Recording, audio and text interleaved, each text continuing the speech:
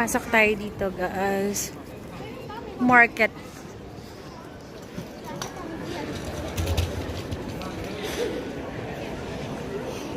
Ayan, dito sa loob.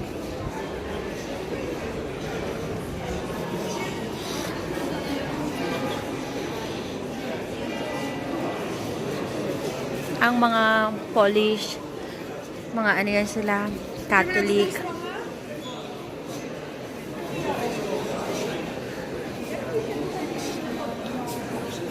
Souvenir. Uy, ang ganda ng scarf po. 16.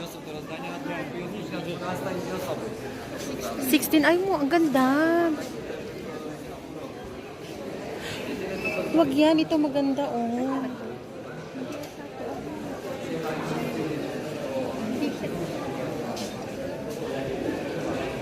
Czerwono, souvenir.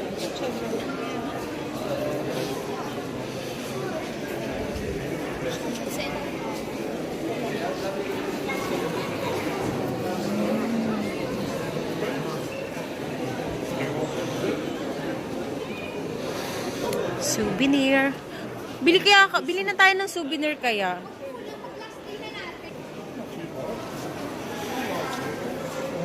Tanong mo magkano? Ay, totoo. Ayan o. Kazimierz.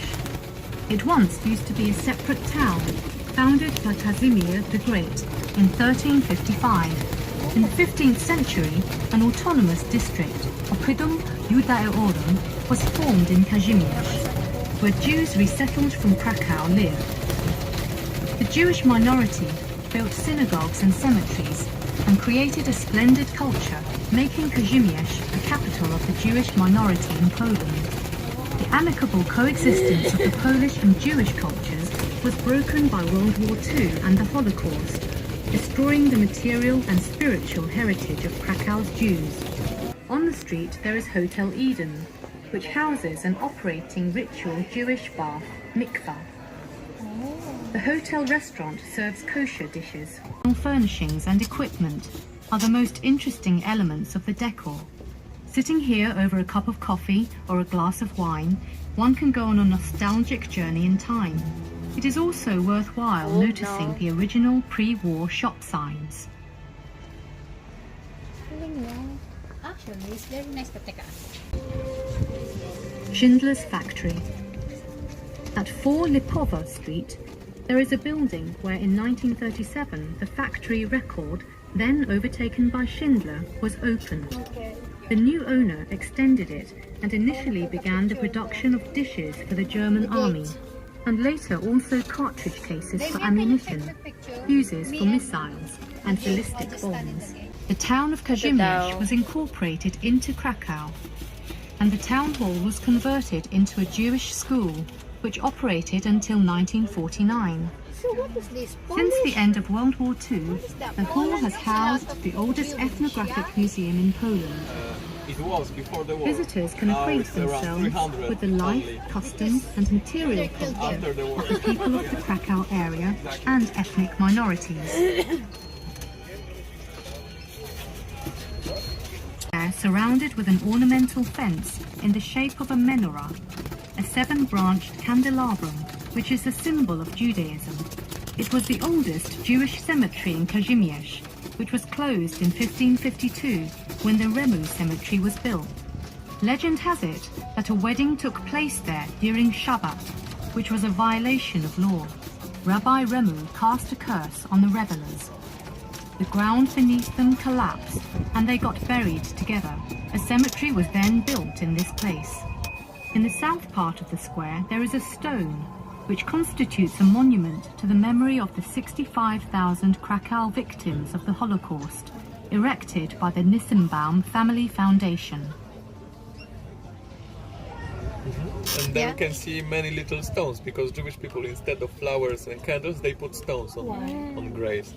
They believe that stone can survive everything. Yeah. And, True. Ghetto Heroes Square. The square was the centre of the Jewish ghetto during World War II. Here was the border. Facing the Vistula River, Ghetto A was on our left-hand side and Ghetto B on our right-hand side. Here assemblies and selection of people took place. The square also witnessed cruelties which the Nazis performed on the Jews. In its present arrangement, the square is a monument which commemorates its tragic history. Okay. The monument consists of a group of metal chairs of different heights. Its designers were inspired by stories of the Germans throwing furniture out of the windows of Jewish flats. The elusive character of this meaningful work of art is a challenge for tour guides, as it cannot be explained literally. Rather, it is a poignant and poetic tribute If I to the sit lives there, so tragically and cruelly I ended want, there. if I sit In Shirokko Street. Building number 6 used to house a mikvah called the Great. The first mention of the bath dates back to 1567, when its floor collapsed and 10 women drowned. The place was extremely busy because Jewish women were not allowed to bathe in the Vistula River when the king resided at Wawel Castle. The mikvah had been operational until World War II. milk bar. Today, it is open to visitors.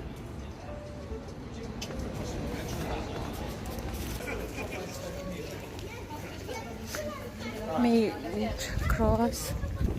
Wow.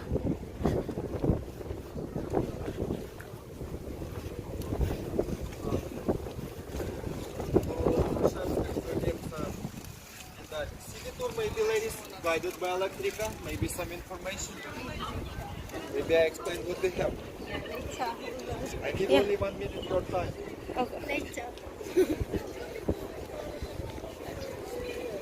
Wow. Wala akong masabi guys, kundi wow. Oh my God. So amazing. Ayoko dyan, kukunin kita, tas dali pang ano natin. Pang...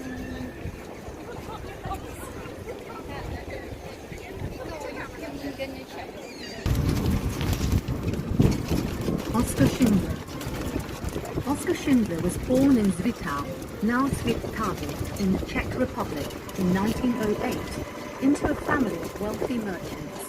In his youth, he joined the Nazi party NSDAP. After the German invasion of Poland in 1939, he was one of the many entrepreneurs who looked for easy profit in the new territory.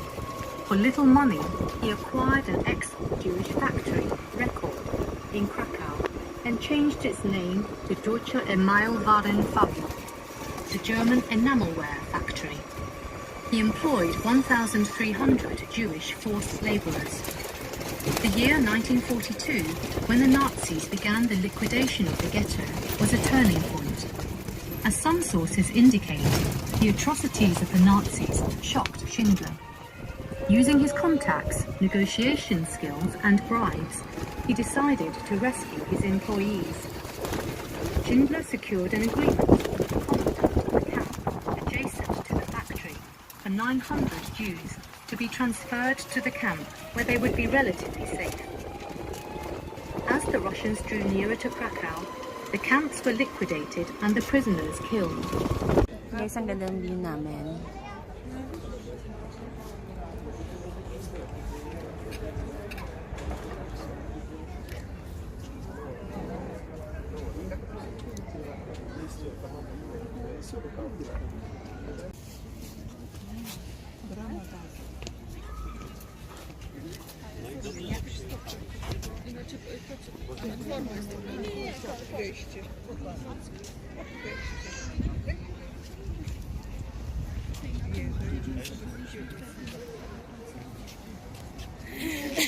Tama ni ang ano dyan. Dyan kami.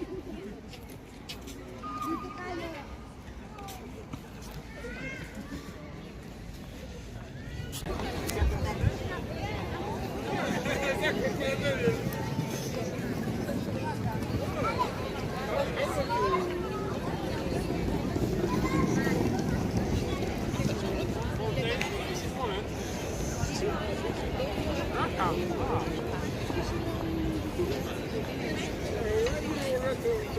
Next time.